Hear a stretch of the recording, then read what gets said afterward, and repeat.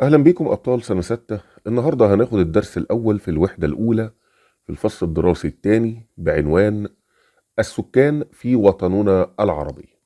هنتكلم عن السكان، الناس اللي عايشة في الوطن العربي. بيقول لي أولا النمو السكاني في الوطن العربي. تضاعف عدد السكان في الوطن العربي في الفترة من 1900 ميلادية حتى عام 2024 ميلادية حوالي 9 مرات. يعني السكان تضاعفوا 9 مرات. عندي رسم بيان اهو. سنة 1900 كان 56 مليون، كان 56 مليون نسمة، مليون شخص. وفي 2024 بقى عندي 492.5 مليون نسمة. شوف بقى من 56 مليون لحد 492.5 مليون. فدي طبعا نمو سريع جدا في خلال الفترة دي.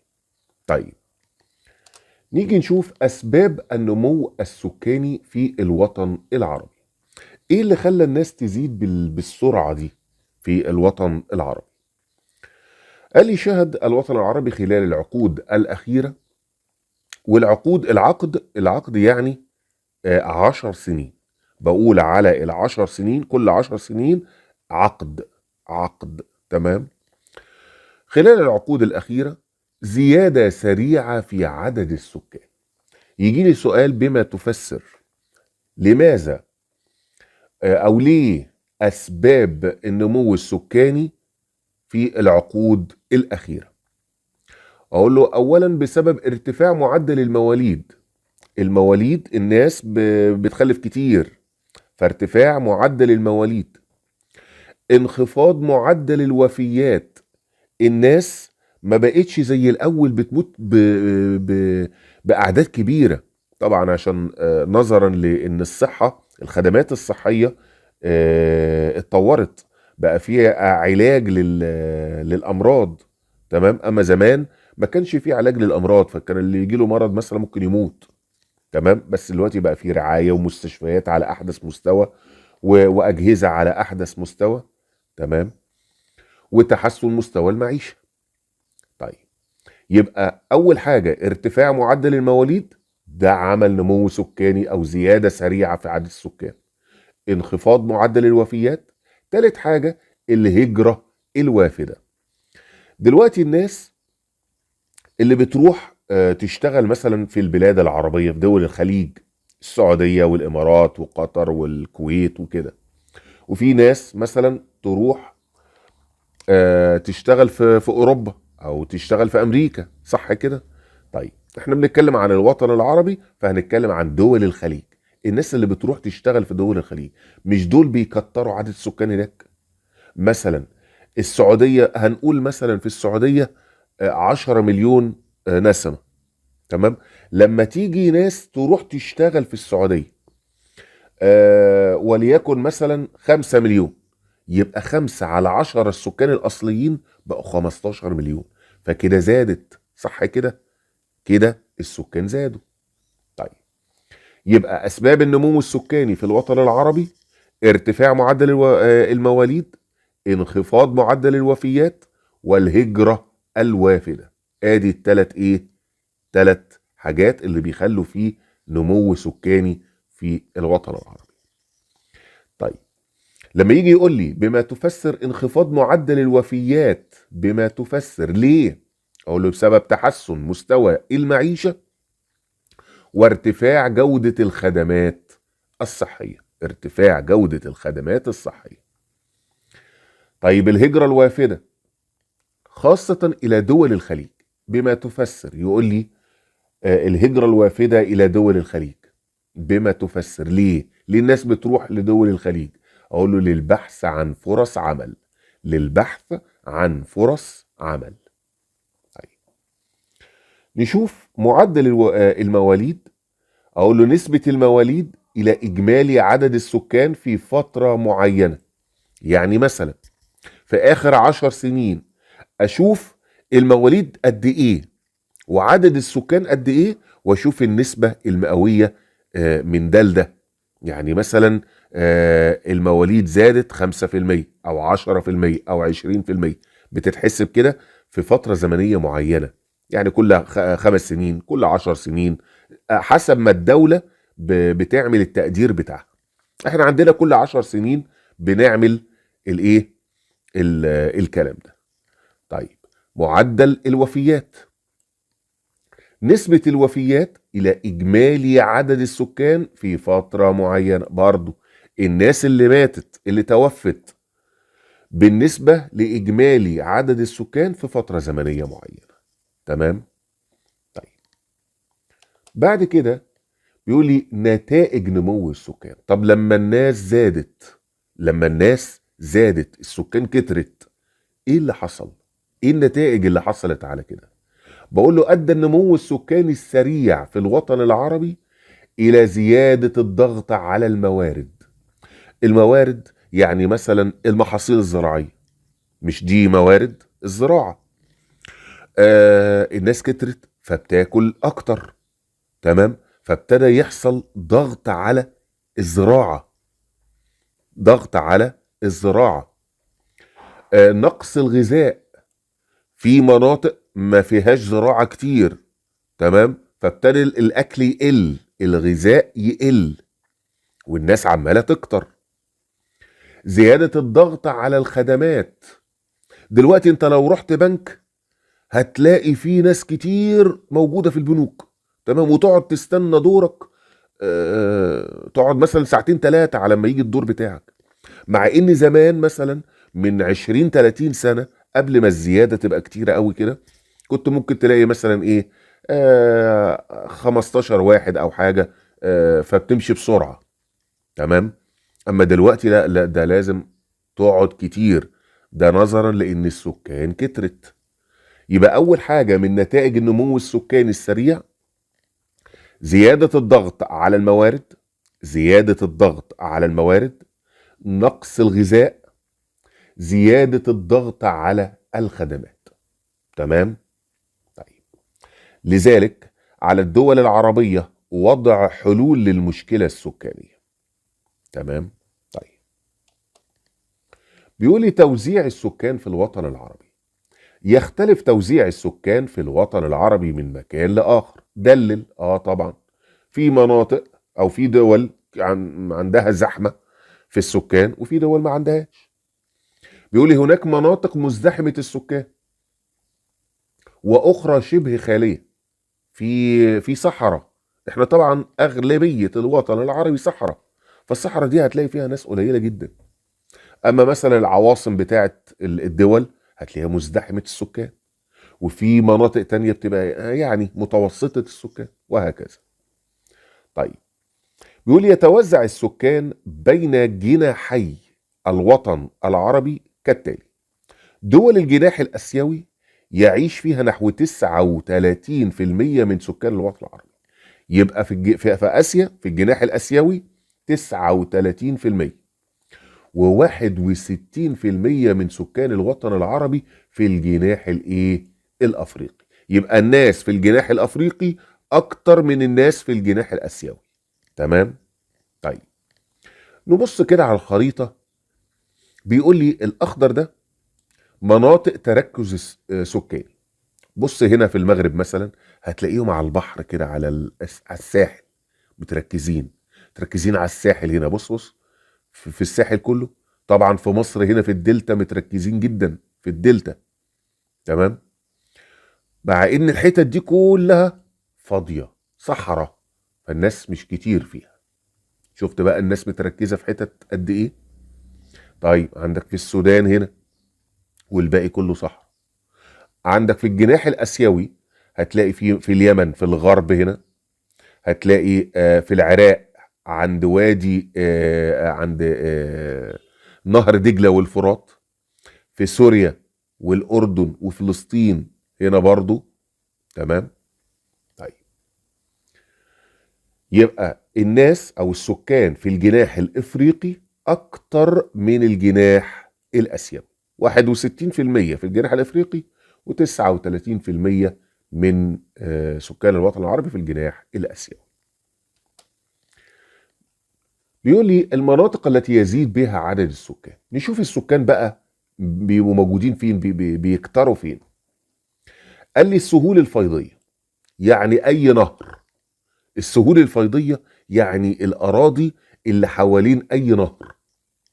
طبعا عندنا أشهر نهرين في الوطن العربي، نهر النيل في مصر والسودان، وعندي نهر وادي دجلة والفرات في العراق. دول من أشهر الأنهار. بيقول لي مثل وادي النيل وسهول نهري دجلة والفرات. طب ليه؟ اقول له طبعا بسبب توافر المياه العذبة والتربة الخصبة. فالناس بتحب تعيش في المنطقة اللي فيها مية. ما انا مش هروح الصحراء اقعد ما فيش مية هموت، لا. فانا السكان بيروحوا يتركزوا حوالين المية العذبة والتربة الخصبة، عشان اعرف ازرع، عشان اعرف اطلع محاصيل، عشان اعرف الاقي غذاء.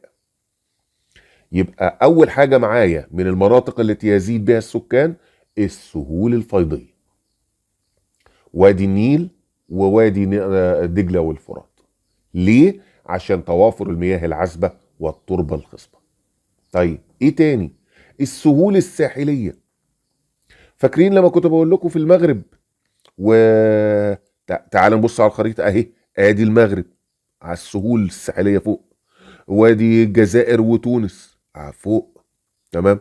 عندك ليبيا اهي، الناس متركزة على السهول، تمام. بيقول لي زي سهول البحر المتوسط، سهول البحر المتوسط. طب ليه؟ بما تفسر. اقول له بسبب المناخ المعتدل ووفرة مياه الامطار. هناك في امطار على الساحل بتبقى بغزارة عن الداخل، فالناس بتعيش هناك في مطرة، يعني هتنزل على الارض هيبقى في زراعة، تمام. وبسبب المناخ المعتدل. طيب بعد كده بعض مناطق المرتفعات. بعض مناطق المرتفعات، بعض مناطق دولتي لبنان واليمن. في مرتفعات في لبنان وفي مرتفعات في اليمن. طب الناس بتعيش عليها ليه او بيزيد السكان فيها ليه؟ اقول له برضو نفس الكلام، حيث تتوافر مياه الامطار واعتدال المناخ. يبقى السبب هو زي ايه؟ زي السهول الساحليه. الناس بتتركز في السهول الساحلية وفي المرتفعات ليه؟ عشان المناخ المعتدل ووفرة مياه الأمطار. طيب برضو بيكونوا كتير في مناطق التعدين والصناعة. التعدين اللي هي استخراج المعادن من باطن الأرض، والصناعة بيقول لي زي سواحل الخليج العربي والبحر الأحمر. بما تفسر ليه؟ اقول له تتوافر فرص العمل بالتعدين واستخراج مصادر الطاقة. في سواحل الخليج العربي والبحر الأحمر بيستخرجوا البترول والغاز الطبيعي والمعادن من هناك، صح كده؟ ففي فرص عمل، في مصانع كتير هناك، وفي مناطق بيستخرجوا منها البترول، وبيبقى في مهندسين وعمال كتير، فدي بتتركز فيها السكان هناك. يبقى تتركز السكان في سواحل الخليج العربي والبحر الأحمر ليه؟ أقول له حيث تتوافر فرص العمل بالتعدين واستخراج مصادر الطاقة. تمام. بعد كده المناطق اللي بيقل بها عدد السكان، على طول أقول له المناطق الصحراوية والجبلية. ليه؟ بما تفسر. الناس مش كتير ليه في الصحراء؟ طبعا ندرة المياه، مفيش مية، والظروف المناخية الصعبة، وقلة الموارد والخدمات. يبقى الناس هتعيش هناك ليه؟ زي صحراء الربع الخالي بالجناح الآسيوي، والصحراء الكبرى بالجناح الأفريقي. صحراء هيعيش هناك، محدش هيروح يعمل بنك هناك أو مدرسة أو مستشفى. مفيش ناس، مفيش مية، ظروف مناخية صعبة جدا. بتلاقي الحرارة شديدة جدا في الصبح، وبالليل برودة جامدة جدا، وقلة الموارد والخدمات. طيب بيقول لي حقائق تاريخية. عاش البدو الرحل عبر التاريخ في المناطق الصحراوية، حيث الاعتماد على الرعي والتنقل بحثا عن الماء. ناس اللي هم البدو، أهالينا البدو، ناس عاشوا في الصحراء وتربوا فيها ويعرفوا يمشوا فيها ويعيشوا فيها، بيتنقلوا بحثا عن الماء، طبعا بواسطة الجمال وكده. طبعا احنا مش هنعرف نعمل الكلام ده، احنا ناس عاشت في القرى او المدن، مش هنعرف نعيش في الصحراء ونركب الجمال ونقعد ندور على ميه وبتاع. لا، هم اتعودوا على كده. تمام. طيب. بعد كده بيكلمني على خصائص السكان في الوطن العربي. نشوف بقى الفئات بتاعه السكان، صغيرين ولا شباب ولا كبار السن ولا ايه بالظبط. بيقول لي يمكن معرفة خصائص سكان الوطن العربي من خلال التركيب العمري. رقم واحد، التركيب العمري. اقول عمر يعني صغيرين ولا شباب ولا كبار السن.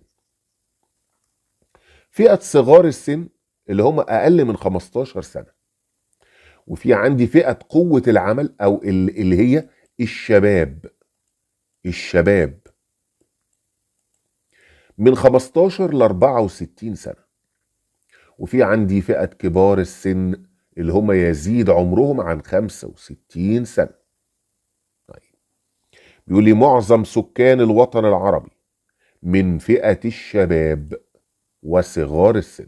يبقى أكترية السكان في الوطن العربي شباب أو صغيرين في السن، والنسبة الأقل من كبار السن. يبقى الناس الكبيرة في السن، الناس العواجيز، نسبتهم مش كتيرة، أما النسبة الكبيرة هي فئة الشباب والصغار السن. تمام. طب ما النتائج المترتبة على كده؟ لما بقى السكان بتوع الوطن العربي كلهم من الشباب وصغار السن، ايه اللي حصل؟ اقول له يوفر ذلك قوة عمل كبيرة يمكن ان تساهم في التنمية. لما اجي اعمل مصانع وشركات في الدول الوطن العربي، هحتاج مين يشتغل؟ طبعا هيحتاج الشباب، فهلاقي نسبتهم كتيرة، فهيجوا يشتغلوا وايه ويعمروا في البلد من خلال المصانع والشركات والحاجات اللي ايه اللي الدولة بتعملها. تمام. طيب.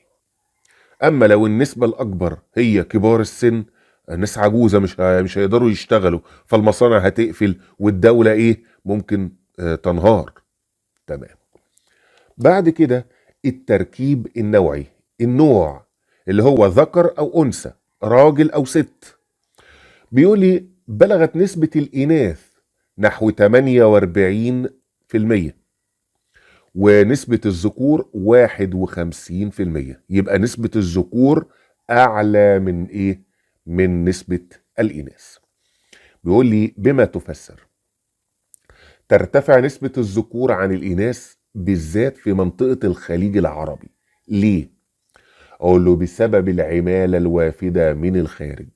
الناس الشباب اللي هم عن من جميع الدول بيروحوا الخليج العربي عشان توافر فرص العمل، فبالتالي بيزودوا نسبة الذكور هناك، بيزودوا نسبة الايه الذكور هناك.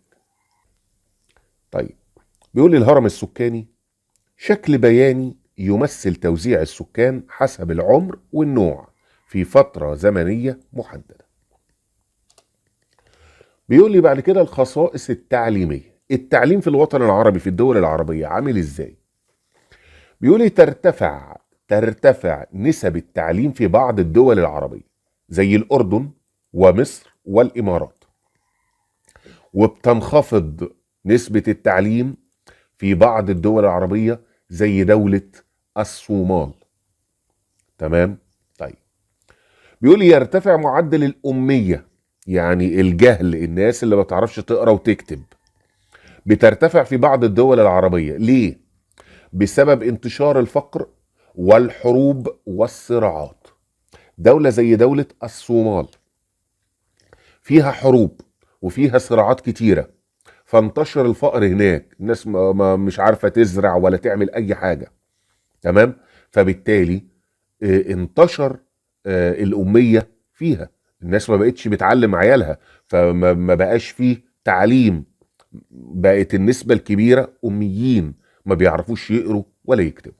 تمام؟ يبقى بسبب الفقر والحروب والصراعات. بعد كده الخصائص الصحية. نشوف الصحة في الدول العربية عاملة ازاي. بيقول يقل عدد الوفيات، الناس اللي بتموت ما بقتش كتير زي الأول. ويرتفع متوسط العمر في بعض الدول العربية زي مصر والإمارات والسعودية. ليه؟ بما تفسر. أقول له بسبب تقدم الخدمات الصحية، بقى في مستشفيات على أعلى مستوى. لما تتعب ممكن مثلا تعمل عملية، تعرف تعمل عملية في أجهزة متقدمة. ممكن تاخد أدوية، وفي رعاية وفي تمريض، بقى في إيه؟ تقدم في الخدمات الصحية. اما زمان قوي ما كانش فيه الكلام ده كله. كان ممكن الواحد يتعب يقعد في بيته لحد ما فيش، يا ربنا يشفيه يا اما يموت. فكانت الناس كتير، او مثلا يجي فيروس يجي يضرب الدولة كلها، فتلاقي مثلا الناس برضو بتموت كتير. تمام؟ طيب. ويزداد عدد الوفيات ويقل متوسط العمر في بعض الدول العربية. زي مين؟ زي السودان والصومال. بما تفسر. ليه؟ بسبب ضعف الرعاية الصحية. المستشفيات هناك في السودان أو الصومال مش كتير. مفيش أدوية كفاية. انتشار الفقر هناك والحروب والصراعات. فكل ده أدى للإيه؟ لأن الوفيات بتزيد، الناس اللي بتموت بتزيد هناك. تمام؟ طيب. بعد كده التحديات السكانية في الوطن العربي. تواجه بعض دول الوطن العربي عدة تحديات نتيجة الزيادة السكانية السريعة. دلل. المشاكل اللي بتقابل الدول العربية نتيجة الزيادة السكانية. لما الناس كتير بتبقى كتير في دولة بيحصل ايه؟ اول حاجة البطالة. البطالة يعني ان مفيش شغل، الناس مش لاقية شغل. بقول له بسبب زيادة عدد الشباب مع قلة فرص العمل. عندي ناس شباب كتير بس مفيش شغل كتير، فيحصل مشكلة اسمها مشكلة البطالة. طيب. نقص الغذاء بسبب زيادة الاستهلاك. الأرض اللي بزرعها مش مكفية، المحاصيل اللي بتطلع دي مش مكفية الناس. مثلا دلوقتي لو في أسرة مكونة من 10 أفراد، وفي عندنا خمس ترغيفة عيش. العشر افراد هياكلوا الخمس رغيف عيش. يبقى كل واحد هياخد قد ايه؟ كل واحد هياخد مثلا نص رغيف. صح كده؟ طيب. لو انا عندي فردين او 3 في الاسره، وفي عندي هم الخمس ترغفه، التلاتة هياكلوا ايه؟ لا، ده هياكلوا واحد وزياده، رغيف وزياده. شفت الفرق؟ واحد في العشر افراد في الاسره هياكل نص رغيف. اما لو 3 افراد بس في الاسره، ده هياكل رغيف وزياده كمان. فده الفرق. ده لما يكون في زياده سكانيه كتيره الاكل مش هيكفيهم. اما لو السكان قليلين الاكل ايه؟ هيكفيهم، فمش هيحصل نقص الغذاء. طيب. الضغط على الخدمات زي الخدمات التعليميه والصحيه وارتفاع معدل الاميه. هيحصل ضغط على الخدمات التعليميه. هتلاقي الفصل ما دام لو نسبه السكان قليلين، هتلاقي الفصل مثلا فيه ايه؟ فيه 10 اطفال في الفصل. اما لو عدد السكان كتير هتلاقي بتاع 30 واحد في الفصل. فهيحصل ضغط على الخدمات التعليميه. نفس الكلام في الصحيه. المستشفى مثلا فيها 50 سرير. 50 سرير. لو عدد السكان قليل هيكفيهم 50 سرير. اما لو عدد السكان زياده فمش هيكفي. هتلاقي ناس قاعده بره المستشفيات كده مستنيه ان هي تخش لما اللي جوه يطلع. فبيحصل ضغط على الخدمات الصحيه. تمام. ارتفاع معدل الاميه. هتلاقي الجهل كتير، هتلاقي الناس مش معاها فلوس ان هي تودي ولادها يتعلموا. تمام. فيحصل معدل الاميه. الناس اللي ما بيعرفوش يقروا ويكتبوا هيبقوا كتير. فطبعا ده بيبقى مشكلة بالنسبة للدولة، وبيخلي الدولة مش تتقدم، لا دي بتنزل خالص. تمام. يبقى أهم المشاكل اللي بتحصل بسبب الزيادة السكانية هي البطالة ونقص الغذاء والضغط على الخدمات. تمام. كل هذه التحديات تجعل من الضروري أن تضع الدول العربية خططا فعالة لمواجهتها والتخلص من نتائجها السلبية. يقول لي أدت الحروب والصراعات بالمنطقة العربية في القرن الماضي، القرن يعني 100 سنة، 100 سنة، والعقد قلنا 10 سنين. طيب القرن الماضي يعني من 100 سنة فاتت كان في حروب وصراعات بالمنطقة العربية واستعمار، وكان الاستعمار الأوروبي محتل دول كتير من الوطن العربي. طيب ده أدى إلى إيه؟ أدى إلى عدم قدرة الدول العربية على تحقيق أمنها الغذائي والمائي. أخر الدول العربية في إن هي تعمل نهضة في البلاد العربية، وإن هي تحافظ على الأمن الغذائي بتاعها، تبقى تزرع وتعمل صناعات وتحافظ على المية بتاعتها. تمام. زي اللي بيحصل دلوقتي في السودان والصومال، مش عارفين يحققوا الامن الغذائي والمائي. الناس بتموت من قلة الاكل، الناس بتموت من قلة المية. تمام. من كتر الصراعات والحروب فيها. ده برضو كان بيحصل بس في معظم الدول العربية في القرن الماضي. تمام. بكده نكون خلصنا الدرس الاول في الوحدة الاولى. تمنياتي بالتوفيق والنجاح، مستر احمد الباشا.